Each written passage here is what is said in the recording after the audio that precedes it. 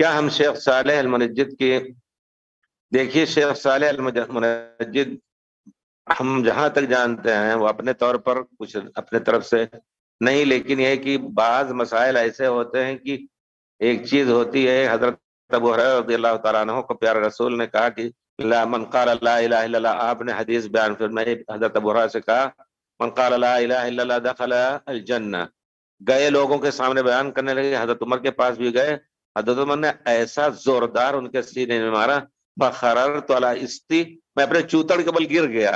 روتے ہوئے پیارے رسول کے پاس آئے تو پیارے رسول سے کہا کہ اللہ کے رسول ایسا بیان کر رہے ہیں، تو کہتے ہیں کہ اگر ایسے بیان کریں لوگ بھروسہ کر کے صرف لا الہ الا اللہ یہی سمجھیں گے، تو پیارے رسول نے کہا اچھا ٹھیک ہے بر وقت روک، ابھی اس کو نہ بیان کرو۔ حضرت ابو ہریرہ نے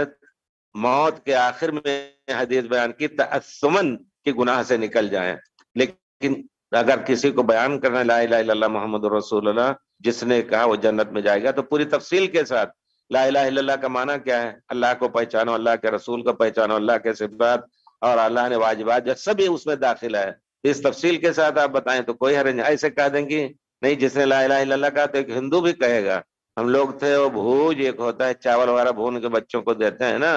تو سورہ فاتحہ پورا یاد کیا تھا، اگر کہتا تھا تم لوگوں کو نہیں یاد ہے وہ دعا سناؤ، ہندو جی۔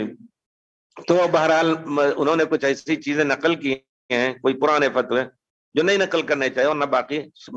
فتاوی شیخ بن باز وغیرہ کے وہ نقل کرتے ہیں، ان کے جو فتاوے اپنے ہیں ان کو نہ لیجئے، لیکن جو مشائخ کے حیات کبار العلماء کے شیخ ابن باز، شیخ بن عثیمین، فوزان اور دوسرے ائمہ کے علماء کے فتاوے تو اس کو آپ لیں انشاءاللہ بغیر کسی شبہ کے۔